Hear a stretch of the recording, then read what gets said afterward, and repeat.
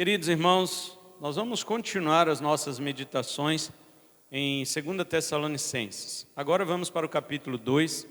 E o capítulo 2, como os irmãos sabem, ele fala do anticristo. Ele fala do anticristo. Mas nós não podemos tornar o anticristo como uma figura central, não só do capítulo, mas de nada absolutamente. Ele é um personagem da história que Deus usará para concluir todos os seus planos e seus propósitos.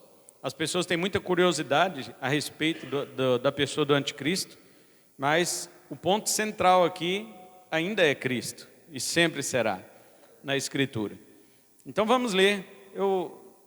Na verdade, o texto todo que fala da aparição do anticristo é do capítulo 2 aí, é do verso 1 ao 12, mas não vai dar tempo, então nós vamos ler só o 1 e o 2.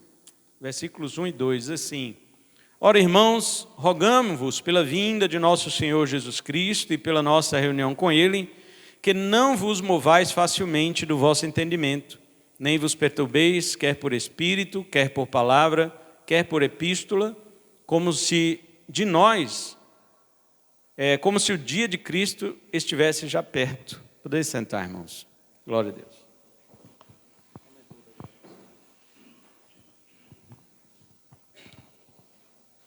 Essa perícope, ou esse trecho que vai do versículo 1 ao 12, eu chamei de últimos sinais da vinda de Cristo. Eu tinha colocado outro tema, né? Eu tinha colocado o surgimento do anticristo. Eu falei, não, o pessoal vai ficar com muita curiosidade para cima do anticristo, eles têm que ter curiosidade sobre Cristo. Então, troquei o título aqui e coloquei esse título, né? Os últimos sinais da vinda de Cristo. Muito bem, irmãos, vamos acelerar aqui, porque os versos 1 e 2 também exigem um grande estudo da nossa parte. Quando o apóstolo Paulo inicia o capítulo 2, ele está, na realidade, continuando o mesmo assunto sobre a vinda de Cristo. Os irmãos podem perceber que lá na primeira carta, desde o capítulo 4, ou aliás, desde o 3, né, 3,13, que o apóstolo Paulo vem dizendo que Jesus Cristo virá do céu com os seus santos. Logo após, no capítulo 4, ele faz aquela extrema revelação de como será a vinda de Cristo, o arrebatamento da igreja. E eu não sei como que os pré-tribulacionistas conseguem ver silêncio e invisibilidade naquilo, né? Segredo na vinda de Jesus. Vai ser uma vinda assim secreta, ninguém vai ver, só vai dar gente sumindo. Aquele filme Deixados para Trás, que o pessoal comprou, assistiu, locou, até hoje vê na internet e fica todo mundo com medo, arrepiado, e fala, eu vou para a igreja porque Jesus vai voltar, eu vou ficar para trás. Tem gente que sonha com aquilo e fala, pastor, sonhei com Jesus voltando e eu ficando. E eu falo, meu Deus do céu, o povo está pré-tribulacionista mesmo. O povo realmente acha que Jesus vai vir antes da grande tribulação. Eu só não falo para você ficar tranquilo, porque os últimos dias não vão nos deixar tranquilos. Eu digo, preocupe-se, irmão, porque é pior do que isso. É muito pior do que o que você está pensando. Jesus não vai vir a qualquer hora sumir gente e ficar lá igual aqueles discos antigamente, a última trombeta, que ficava lá tocando, a mãe, né, carregando o menino no carrinho lá, a filha dela, e aí ela gritava no disco, eu ainda me lembro, aqueles discão, né, de bolacha assim, como o povo fala. Aí ficava ela gritando, Ruth, minha filha, Ruth, onde está você, Ruth, minha filha? Quem lembra desse disco chamado A Última Trombeta, vai lembrar exatamente dessa voz. E essa mulher, ela ficou desesperada porque, segundo a teoria, crianças são inocentes, então criança vai para o céu, né? Essa é a teoria, para você ver como é que está tudo misturado, paganismo com pelagianismo, que criança não tem pecado, essas coisas misturam tudo, que é arrebatamento secreto, que o piloto... Estados Unidos acredita tanto no arrebatamento secreto que eles colocam, se tiver um piloto crente, eles colocam um copiloto não crente, porque se em caso dele for arrebatado lá, o copiloto assume, né? Ou seja, um vai para o céu e em vez de todo mundo já despencar para o inferno de uma vez, vai esperar um pouco, porque tem um copiloto lá que não é crente para acabar de conduzir o avião e todos chegarem em segurança até o dia de irem para o inferno. Bem, essa é a ideia, né, do americano a respeito disso. Mas Paulo está continuando o assunto, irmãos. Paulo está continuando o assunto. Você vê que lá no capítulo 4 da primeira carta, apesar dele ter falado dessa forma, e as pessoas entendem que é tudo um arrebatamento secreto. Como que é arrebatamento secreto? Que ele diz que o Senhor descerá do céu com alarido, voz de arcanjo, trombeta de Deus e um monte de coisa. Como pode ser secreto uma coisa dessa? Mas tudo bem, nós já falamos sobre isso.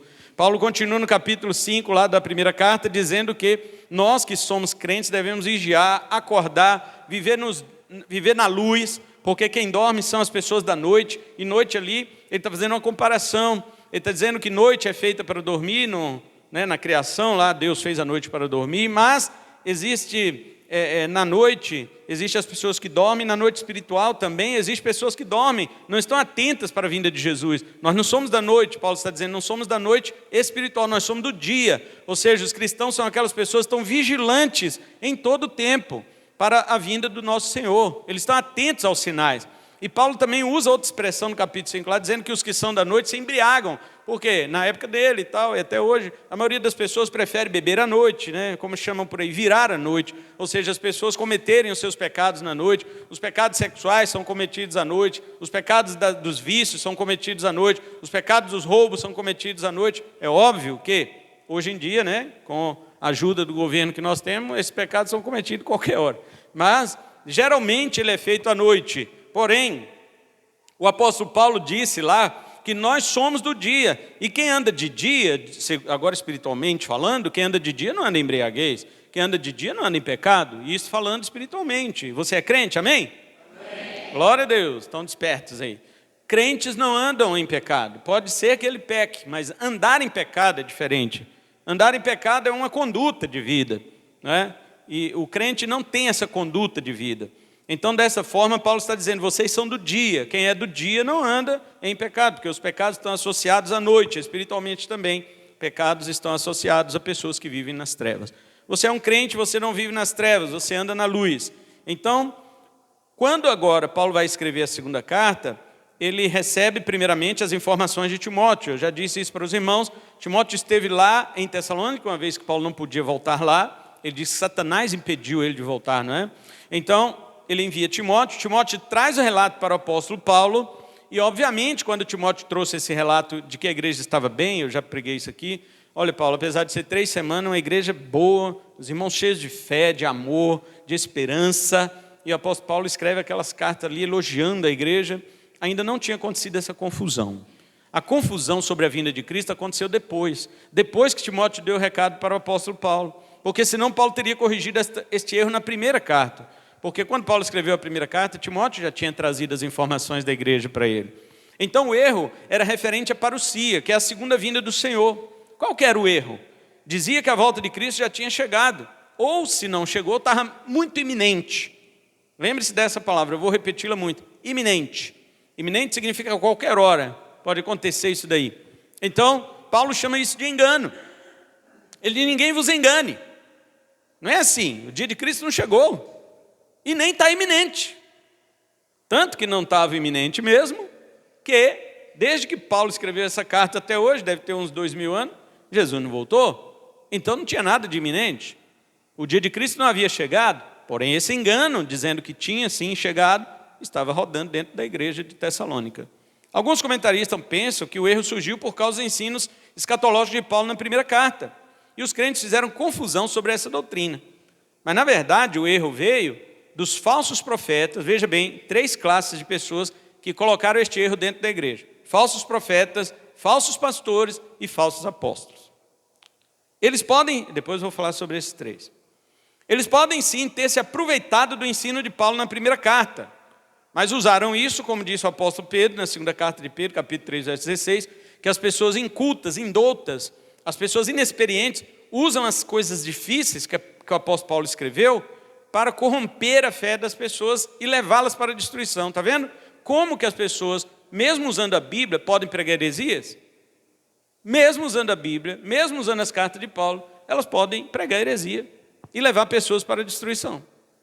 E Pedro diz que elas fazem isso para a sua própria destruição.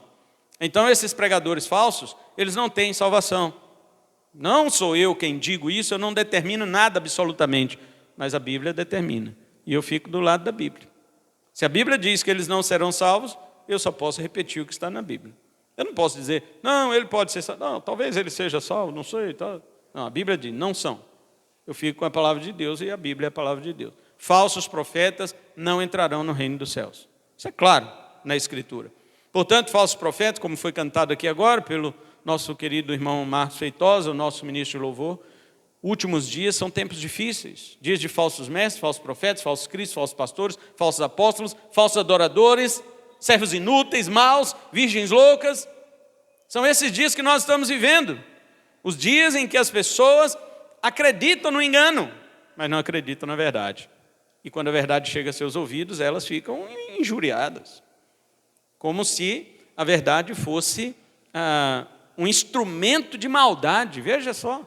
A verdade é a única que vai livrar você do inferno. É a única.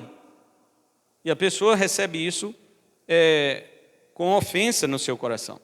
Então, Paulo escreveu esta segunda carta por causa disso. Porque as pessoas começaram a usar a primeira carta de Paulo para falar de heresias dentro deste assunto da vinda de Cristo. Depois também a Timóteo, Paulo escreveu alertando sobre hereges, incluindo Himeneu e Fileto, que perverteram a fé de alguns, dizendo que a ressurreição já havia acontecido. 2 Timóteo 2, 17 e 18. Ou seja, esse negócio escatológico, esse negócio de mentira a respeito da escatologia é antigo, não é novo. Isso é antigo. Himeneu e Fileto contaminaram muitas pessoas da igreja de Éfeso, dizendo, porque na época Paulo escreveu para Timóteo, Timóteo pastoreava em Éfeso. Ele contaminou muitas pessoas da igreja de Éfeso, dizendo que a ressurreição já tinha acontecido, que não era para eles esperar ninguém ressuscitar mais, que não ia acontecer mais. E Paulo disse, esses homens são hereges, esses homens estão pervertendo a fé de algumas pessoas. Você está vendo, irmãos, como que o apóstolo Paulo preocupava com as heresias? A heresia para o apóstolo Paulo era talvez o pior pecado existente dentro de uma igreja. Há pecados graves dentro da igreja, mas o pecado da heresia é o pior, porque determinados pecados atingem a igreja de fora para dentro, mas a heresia atinge de dentro para fora. A heresia começa com você colocando hereges, pregadores falsos no púlpito. Então, o caso atual hoje nós temos um caso aí do preterismo radical. Eu vou explicar rapidamente o que é isso. Preterismo, futurismo, idealismo, historicismo, são 4 formas de enxergar o livro de Apocalipse. Veja bem, o livro de Apocalipse todo mundo sabe que é difícil de interpretar. Mas existem 4 linhas teológicas para você seguir para interpretar o livro de Apocalipse. Preterista, futurista, historicista, idealista. A visão preterista, como a própria palavra diz, pretérito, ela diz, pretérito é passado, né? Tudo já aconteceu. A visão preterista diz que tudo está no Apocalipse já aconteceu. Existe uma visão radical, que diz que tudo já aconteceu, inclusive a vinda de Jesus, ressurreição de mortos, juízo final, não espere por mais nada, porque não tem mais nada para acontecer. E existe o preterismo mais moderado, que diz que tudo realmente aconteceu, mas só faltam essas 3 coisas. A vinda de Jesus, ressurreição dos mortos, juízo final. Bem, de toda forma, o preterismo radical é uma heresia, porque juntamente com Himeneu e Fileto, eles asseveram que a ressurreição já foi feita. Então, o preterismo é uma heresia. Essa heresia atual do preterismo radical, nós precisamos eliminá-la. E existem também outros casos de heresias que afirmam que fulano de tal é o anticristo, né? Hoje nós também estávamos conversando sobre isso, né, Aline? Será que Elon Musk é o anticristo? Todo mundo que aparece despontando no meio da sociedade mundial, todo mundo imagina que ele seja o anticristo. O adventismo, por exemplo, afirma que o Papa é o anticristo. Mas qual Papa?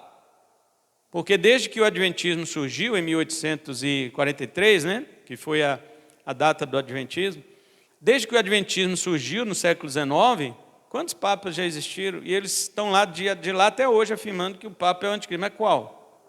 Ou você vai dizer que o anticristo é o papado? O anticristo é o papado, é o sistema? Mas o sistema é outra coisa. A Bíblia diz que o sistema é a mulher, é a grande prostituta, é a grande meretriz. Não é o anticristo. O anticristo é uma pessoa, é a besta que surgiu do mar, que nós vamos, quando chegar nele aqui, em Tessalonicenses, nós vamos explicar essas coisas, todas elas. Vamos explicar Tessalonicenses, vamos explicar Apocalipse, Daniel, todas as referências que aparecem o anticristo, para ninguém ter dúvida do que a Bíblia fala sobre ele. Mas a Bíblia não diz quem ele é. A Bíblia diz que ele é suas características, homem da iniquidade, filho da perdição e essas coisas. Agora, todo mundo que aparece no cenário mundial, já falaram que era o Papa, já falaram que era Emmanuel Macron, presidente da França, agora estão falando do Elon Musk, estão falando de um monte de gente, já falaram até de Joe Biden, né? Mais um besta do que a besta. E assim as pessoas pensam que, né, muitas pessoas isso e aquilo, porque se despontaram no cenário mundial. Não vamos cair nessa heresia.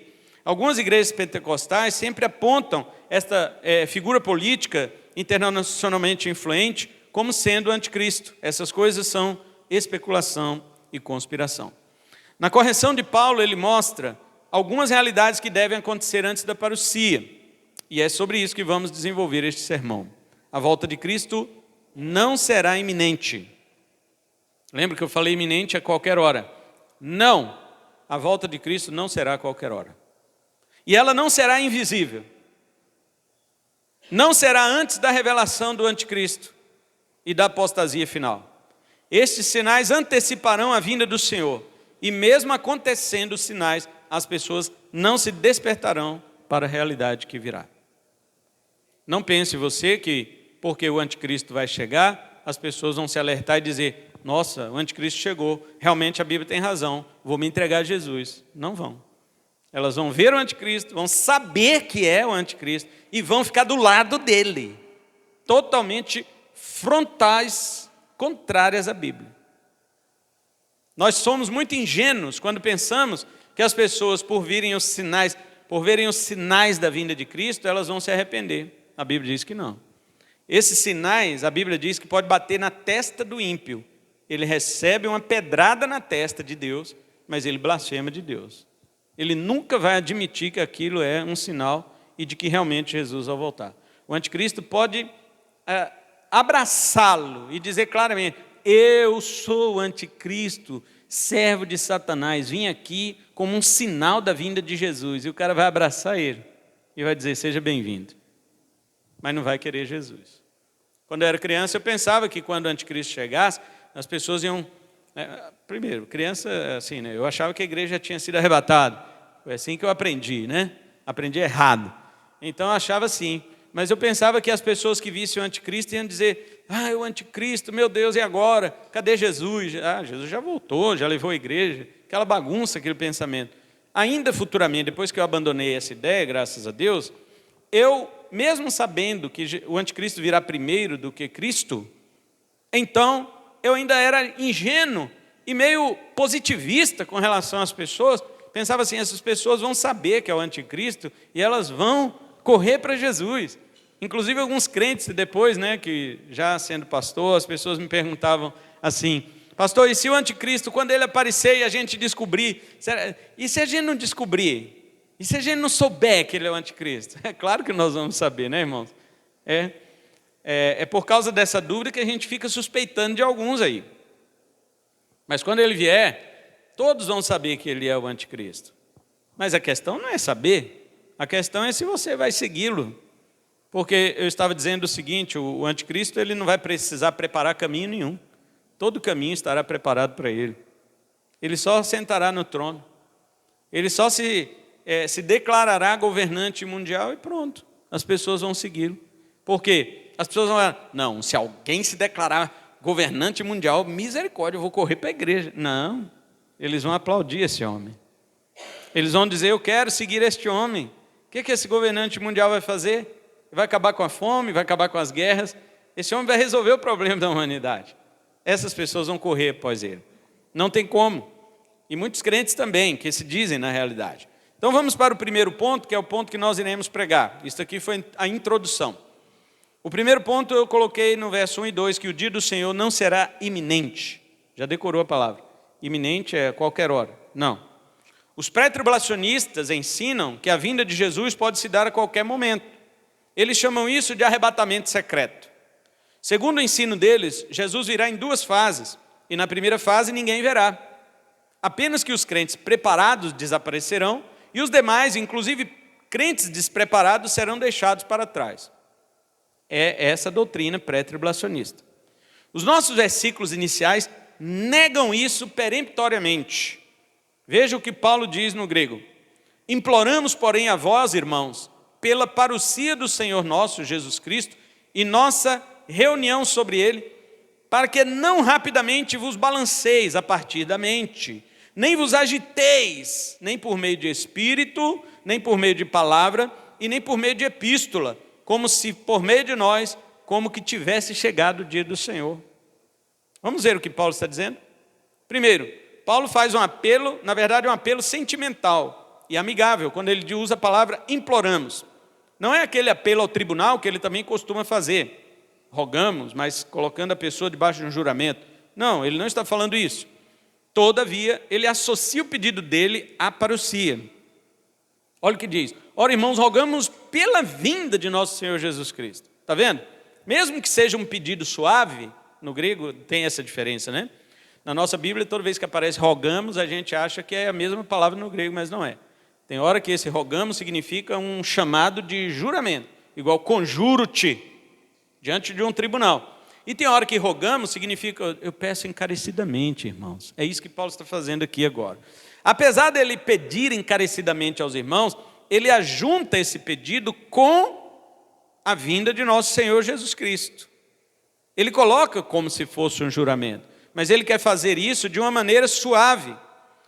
E ele coloca na solicitação, mas ele diz, eu peço a vocês em nome da parousia. Os irmãos sabem que a parousia é a vinda de Jesus. Eu peço a vocês em nome da vinda de Jesus. Eu peço encarecidamente, mas tenha em vista que o meu pedido tem a ver com a vinda de Jesus. Algumas versões, quem está com a versão atualizada aí, por exemplo, eles colocaram a tradução mais ou menos assim, rogamos, irmãos, irmãos, no que diz respeito à vinda do Senhor. Não, nada a ver. Lá no texto grego, Paulo não está falando, no que diz respeito à vinda, eu vou ensinar algumas coisas. Não, ele diz assim, irmãos, eu suplico pela vinda de Jesus. Sabe quando uma pessoa faz, eu te peço por amor de sua mãe? Já viu alguém dizer isso? Eu peço por amor de sua mãe que você faça isso. É isso que Paulo está dizendo, mas em vez dele usar sua mãe, ele usa a vinda de Jesus. Ele diz, igreja, eu peço por vocês em nome da vinda de Jesus. É um pedido suave, ele está implorando perante a igreja, mas ele coloca a vinda de Jesus como algo que a igreja devesse se tocar com o seu pedido. Nós já vimos que Paulo amava os Tessalonicenses, né? Como uma escrava que amamentava não o filho de sua senhora, mas o seu próprio filho, 1 Tessalonicenses 2,7. Mas ele também tratava os Tessalonicenses como um pai trata seus filhos, isto é, com autoridade. Nós já vimos isso, 1 Tessalonicenses 2,11. Então, ao mesmo tempo em que ele pede com carinho, ele coloca a igreja diante de um evento que ela não pode fazer pouco caso disso. Pelo menos naquela época eles não faziam. A igreja de hoje raramente se prega sobre a vinda de Jesus. Você já viu qualquer igreja ficar pregando sobre Jesus, sobre a vinda de Jesus? É muito raro. E quando prega, geralmente é errado. Eles pregam de forma errada. Entretanto, o apóstolo escreve no versículo 1 que a parousia, que é a vinda de Jesus e nossa reunião com ele, é a mesma coisa. Olha de novo. Ora, irmãos, rogamos pela vinda de nosso Senhor Jesus Cristo e pela nossa reunião com ele. Está vendo? Ele coloca duas coisas. Por quê? Porque a parousia, que é a vinda do Senhor Jesus, automaticamente gera a nossa reunião com ele. Porque ele havia escrito na primeira carta que quando Jesus viesse do céu, nós seríamos arrebatados a encontrar o Senhor nos ares. A vinda de Jesus no céu, ela fará esse magnetismo com o seu povo, sabe? Ela vai atrair o seu povo para perto dele. Eu disse para os irmãos na primeira carta, quando nós pregamos, quando Jesus aparecer no céu, os ímpios se desfarão em pó, mas os crentes serão transformados em glória. E nós iremos nos encontrar com o Senhor nos ares. É esse encontro dos ares que Paulo está dizendo aqui, que ele chama isso aqui de nossa reunião com ele. É a mesma coisa que ele tinha falado do encontro do Senhor nos ares, na primeira carta. O que os pré-tribulacionistas chamam de arrebatamento, se dará na parousia. Já essa doutrina afirma que não, que a nossa reunião com ele se dará no arrebatamento e a parousia se dará 7 anos depois. Olha o que os pré-tribulacionistas dizem. Irmãos, a vinda de Jesus Cristo, certo? A vinda de Jesus Cristo é uma coisa, a nossa reunião com ele é outra. Para justificar as duas fases do arrebatamento, irmãos, as duas fases da vinda de Jesus que eles falam. Eles foram neste versículo e fizeram o que Pedro disse que não era para fazer.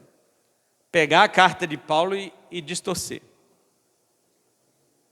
Os pré-tribulacionistas fizeram isso. Igreja Assembleia de Deus, Batista, maioria das batistas. Não todas, né? Tem batista que é pós-tribulacionista. Mas todas as igrejas pentecostais, neopentecostais, todas as igrejas que creem no pré-tribulacionismo fizeram o que Pedro falou para não fazer, para pegar a carta de Paulo e distorcer, porque você não entende, ou porque você já tem um conceito pré-formado na sua mente, e então você empurra este conceito sobre a Bíblia. É isso que eles fazem. E para justificar essas duas fases da vinda de Jesus, que não existe essas duas fases, eles dizem que a vinda do nosso Senhor Jesus Cristo é uma coisa, nossa reunião com Ele é outra. Eles falam isso para justificar. Mas o texto grego é muito claro, porque a frase no grego, ela junta as duas palavras em uma só frase para significar a mesma coisa. Esse é um modo hebreu de escrever. Paulo era hebreu. E ele escreveu isso sem fazer a divisão com artigos. Quando se usa artigos para os dois substantivos, então realmente significa duas coisas. Mas Paulo usa um e único, o mesmo artigo para os dois substantivos. Os hebreus escreviam dessa forma, falando palavras diferentes para significar a mesma coisa. Irmãos, quanto à vinda do nosso Senhor, que é a parousia, e a nossa reunião com Ele, que é a mesma coisa, eu peço a vocês, é isso que Paulo está dizendo. Agora, os assembleanos, muitos batistas, todos os dispensacionalistas falam, não. A nossa reunião com Ele é o arrebatamento. E a vinda do Senhor é outra coisa. É depois de 7 anos. Mas Jesus falou que a vinda dele ninguém sabe o dia nem a hora, né? Então, se deu arrebatamento hoje, por exemplo, vamos supor, vocês foram arrebatados e eu fiquei, que eu sou mais pecador que vocês.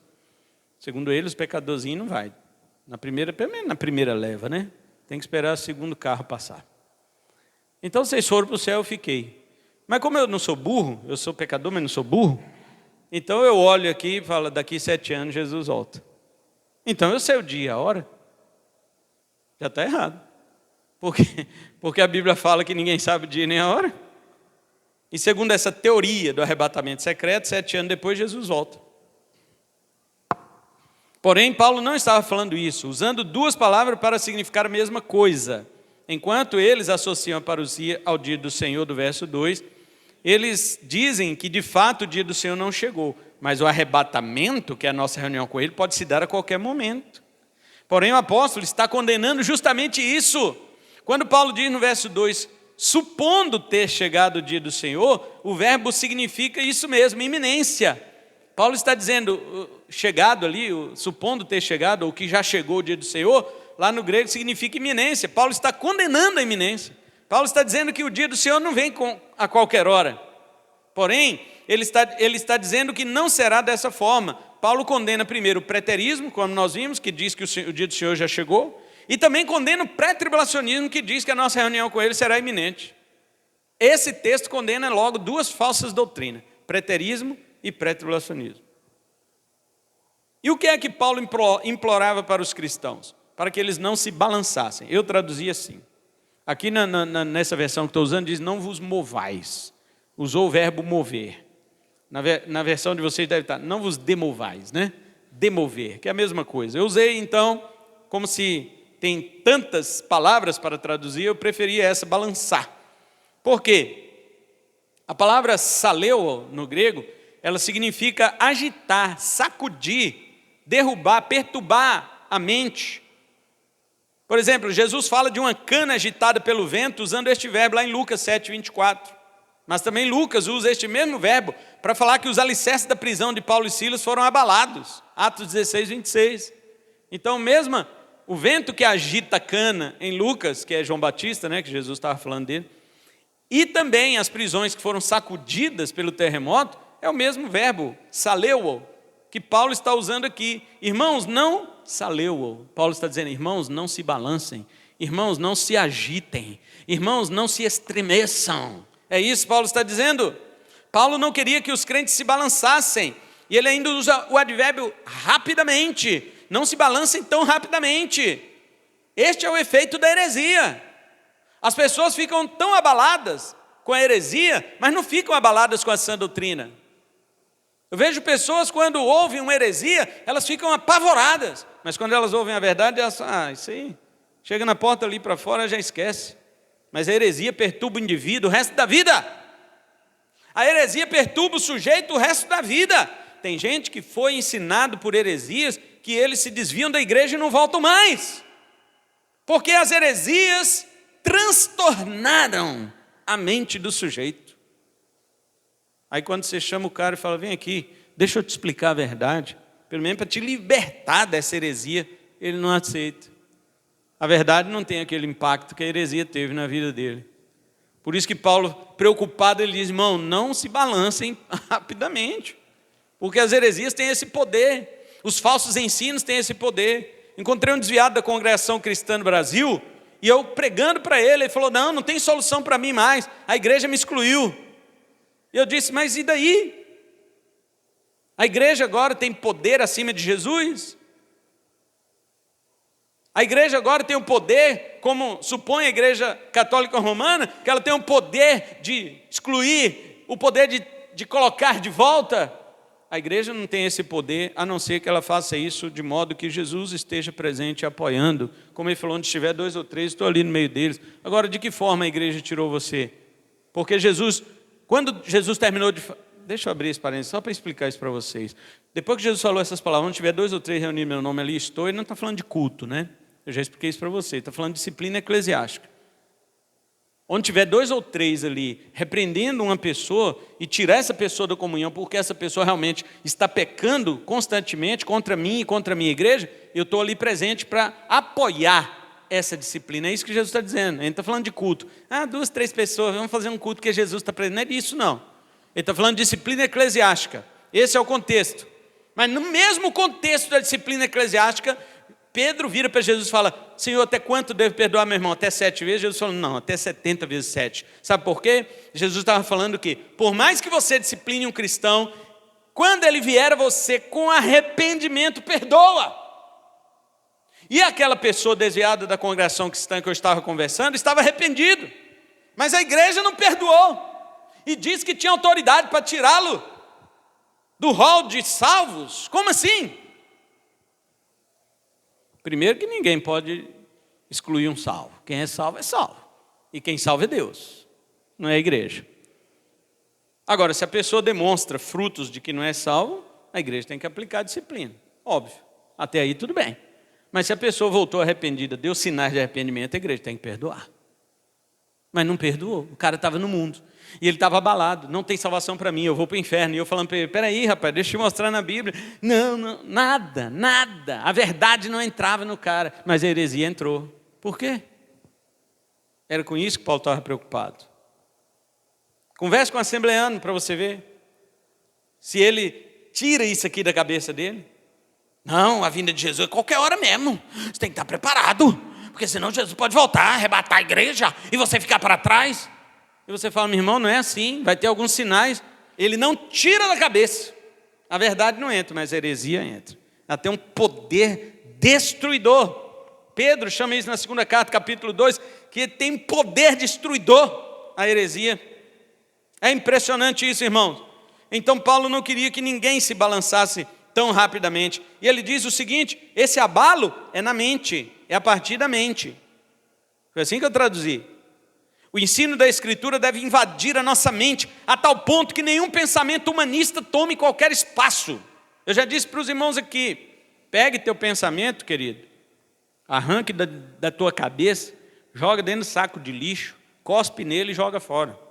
E enche a tua cabeça vazia, oca. Oca que eu quero dizer não é xingando não, tá? Tem gente, pastor falou que eu sou cabeça oca. Não, não é isso. É porque depois que você se esvaziou dos seus pensamentos, todos eles, você ficou com a cabeça oca, vazia. Agora encha ela da Bíblia. Encha da Bíblia. A Bíblia tem mais de 31 mil versículos para você encher a sua cabeça. Tá? 1189 capítulos para você encher a sua cabeça dela.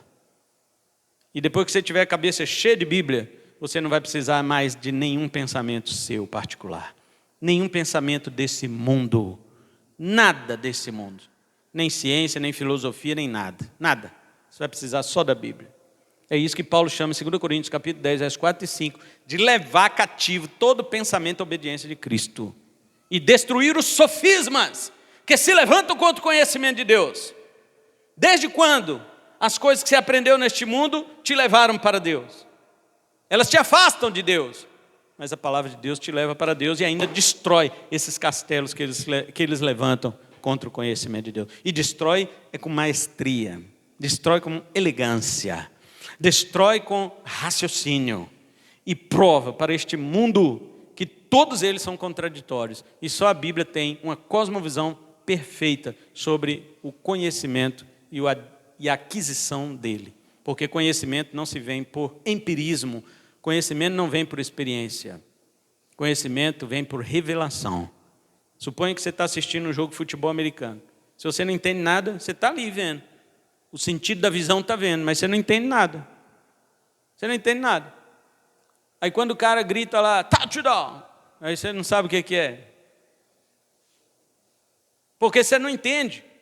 Mas seus olhos não estão vendo? Você não falou que conhecimento vem pelo empirismo? Você não falou que conhecimento vem pelos sentidos? O sentido da visão está assistindo o jogo. Você aprendeu o quê? Nada. Você não sabe nada daquele jogo.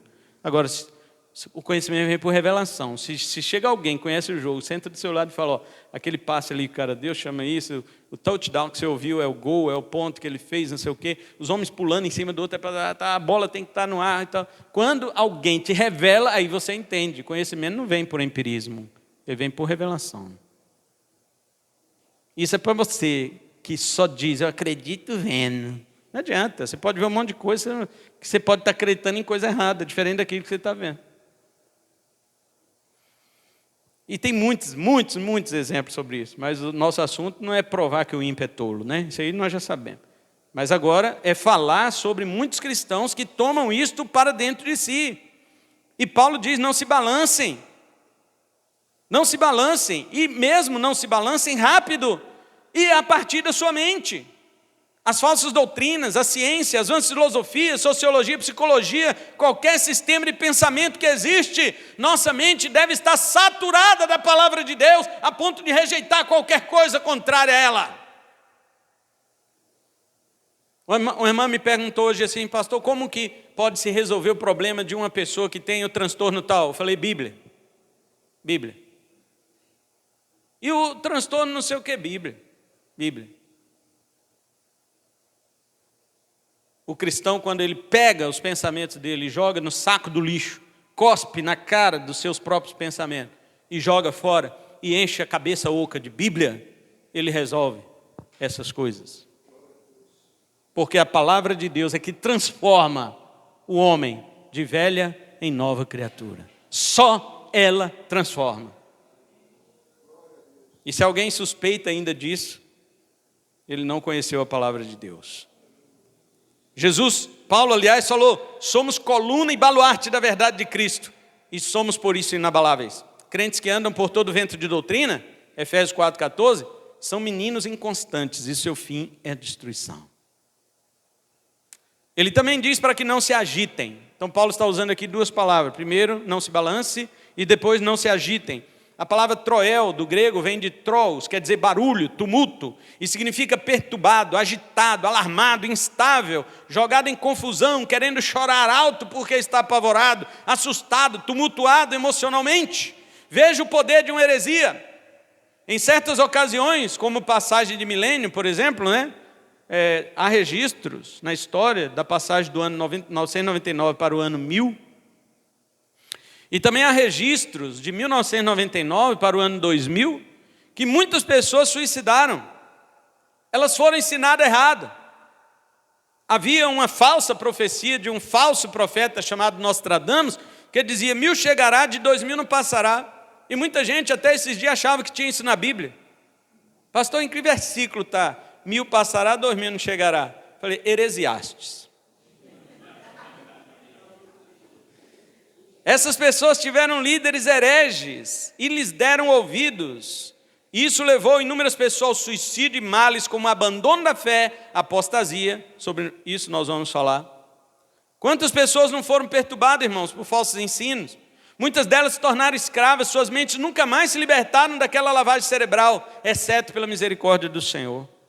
É necessário, portanto, atender ao alerta de Paulo, uma vez que o poder da heresia é destruidor.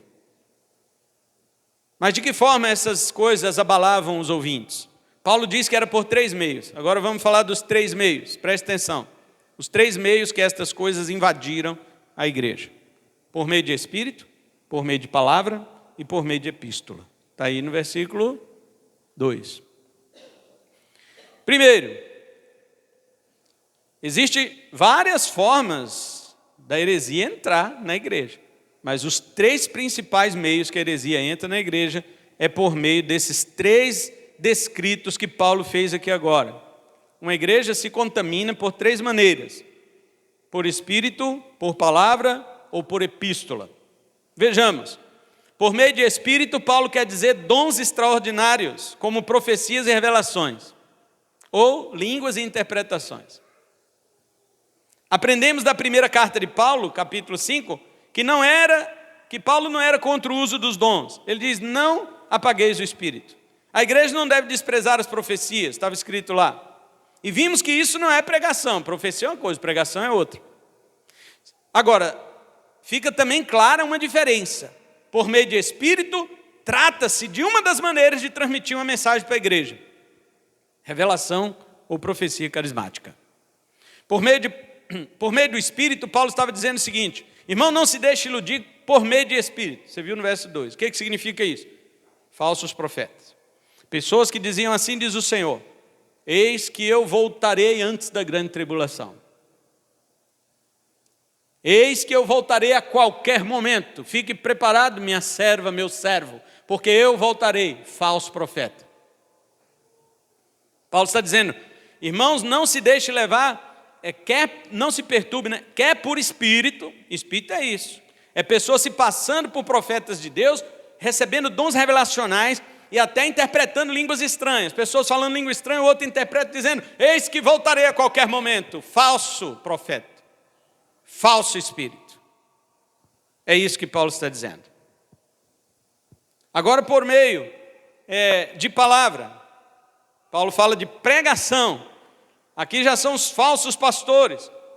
Se por meios espirituais alguém dissesse que a vinda de Cristo tinha chegado ou estivesse iminente, Paulo diz: são falsos profetas. Mas se por meio da palavra, agora ele usa o termo logos no grego, alguém trouxesse essa mesma mensagem de que Jesus já havia chegado, ou de que Jesus estava prestes a chegar, a qualquer momento ele poderia chegar, Paulo diz: você é um falso mestre, um falso pastor ou um falso pregador.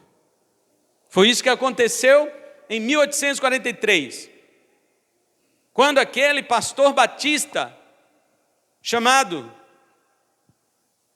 Miller, né, o sobrenome, agora não sei o nome dele, George Miller é outro, né? Guilherme Miller. Um pastor batista em 1843 chamado Guilherme Miller falou: Jesus vai voltar dia 22 de outubro desse ano. E levou todo mundo para o monte. Foi todo mundo. Porque ele tinha feito os cálculos, em Daniel falava tempos e tempos, metade de um tempo, 70 semanas, 30 dias, não sei o quê. Ele fez os cálculos. Aí fica aqueles negocinhos, né? Igual aqueles desenhos, tudo, as fórmulas. E ele fez aquele negócio e pá e tal. E 22 de outubro de 1843. A igreja todinha foi para o monte. De manhã, e todo mundo em jejum, e oração, glória, e o povo chorava, tá? Vocês ficam falando: não, eu chorei, pastor, e daí? Aí o povo está lá chorando, e Jesus não voltou, passou o dia inteiro, a noite inteira, acabou, já é 23, já não é mais 22, Jesus não voltou. Aí o pastor: espera aí, irmãos, eu vou calcular de novo.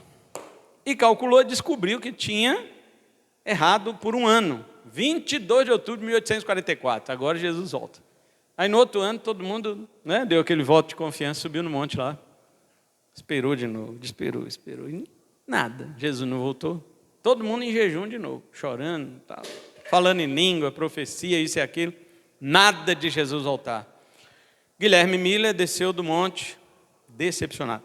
Aquele dia foi chamado de o dia da grande decepção. William Miller, ou Guilherme Miller, que William e Guilherme é a mesma coisa. William Miller desceu daquele monte, foi para a igreja dele, pediu perdão à igreja e ao pastor, entregou o pastorado, nunca mais foi pastor e morreu salvo no banco da igreja. Mas tinha uma jovem lá chamada Ellen White.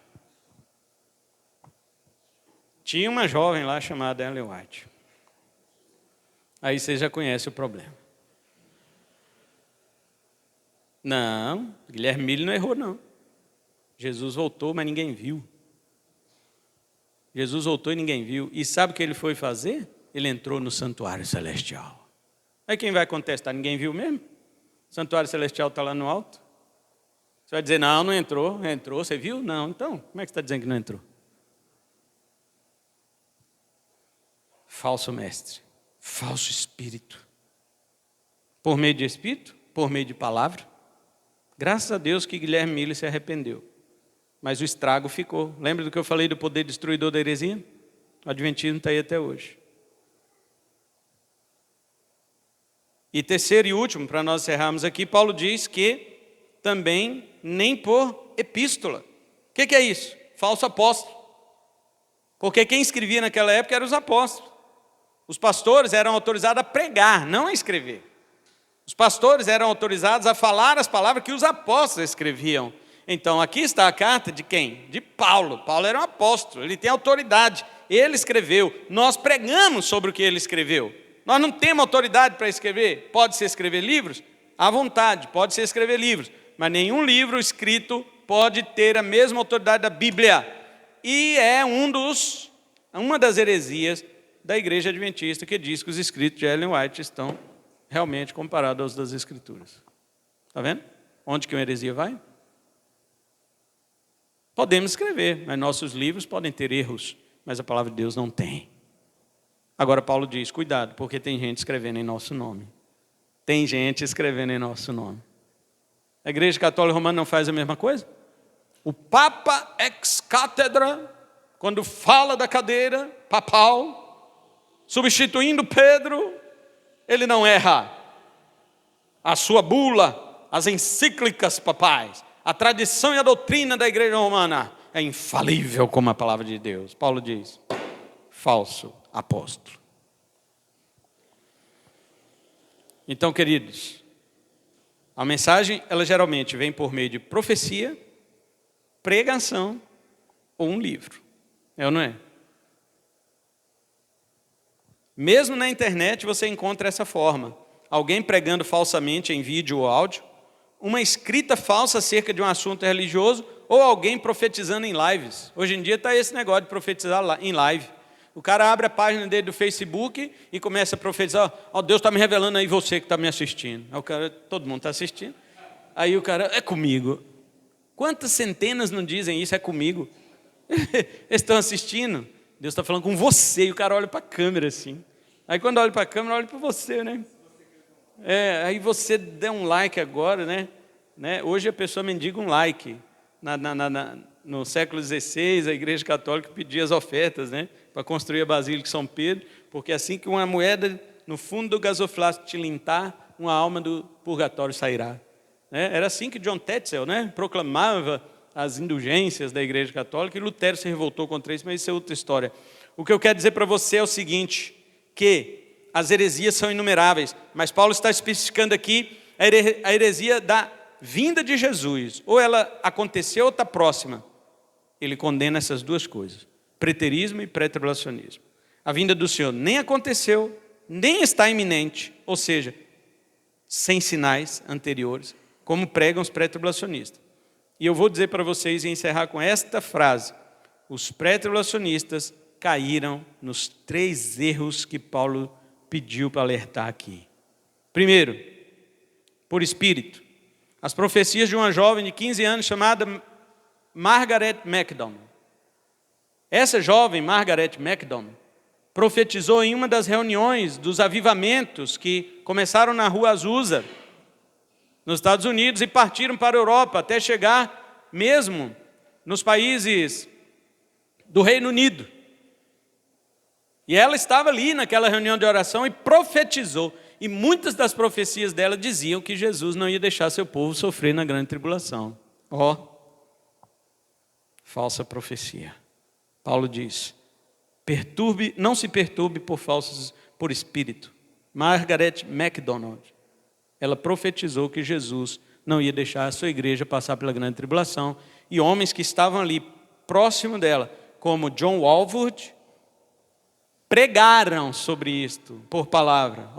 Primeiro por espírito, Margaret MacDonald. Segundo por palavra, John Walvoord, que naquela época também recebeu as profecias de Margaret MacDonald como se fosse palavra de Deus, e foi lá e pregou sobre isso. E terceiro, John Nelson Darby e Scofield, que escreveram a respeito. Escreveram os 3 erros: espírito, palavra e epístola. O falso espírito na vida de Margaret MacDonald. A falsa pregação na vida de John Walvoord. E os falsos escritos na caneta de John Nelson Darby e Scofield. Então, na semana que vem, nós encerraremos este pensamento. Por hoje, eu só quero deixar um alerta para você. Talvez com relação à volta de Cristo, você pense, nossa igreja já tem esse nome, provavelmente ela tem uma ótima doutrina sobre isso. Graças a Deus temos. Não é errado você reconhecer que nós temos coisas boas. É errado você dizer que ela vem de você. O que nós temos de bom vem de Deus. O Senhor concedeu para a nossa igreja, realmente, uma excelente doutrina sobre a volta de Cristo. Mas isso não quer dizer que você deve baixar a sua guarda. Porque muitas pessoas que se parecem conosco podem, na verdade, estar cavando um poço para você cair. Ou talvez a sua comparação, seus olhos, fazem comparações erradas. Não, eu acho que Edir Macedo prega igual o pastor Cleison. Né? Talvez você faça essa comparação. Não, eu acho sim que Luciano Subirá é um homem de Deus, assim, igual a nossa igreja. O cara prega as verdades aí. Né? Te contasse algumas coisas que ele falou, tirando a soberania de Deus, você ficava em choque. Você que gosta de ouvir Luciano Subirá. Então, queridos, depende muito da sua forma de ver. E eu digo para você, não se iluda. Fique sempre atento. Paulo disse essas palavras aqui. Não se balance e nem se agite. Seja por espírito, mesmo que alguém profetizar para você. Quando alguém chegar e falar em língua, meter a mão na tua cabeça e eis meu servo e não sei o quê, esquenta não, deixa eu falar. Se alguém começar a pregar aqui, usar a Bíblia e não sei o quê, porque Paulo disse e não sei quem falou, deixa pregar, fique atento. E se alguém começar a escrever, e essa escrita famosa, vender, igual aquele livro besta, né, do Dan Brown, né? Qual foi aquele livro lá que virou filme? Código da Vinci. Aquilo lá ludibriou até crente. Ai, pastor, Dan Brown falou que Jesus teve filho com Maria Madalena. Eu falei, e daí? O que eu tenho com Dan Brown? Eu tenho com a Bíblia. Está vendo? Fique esperto. Mesmo por profecia, mesmo por pregação, ou mesmo por um livro que sai no filme, fique esperto. Não se mova, não se balance e nem se perturbe. Amém? Vamos ficar em pé, vamos orar e agradecer a Deus por sua palavra.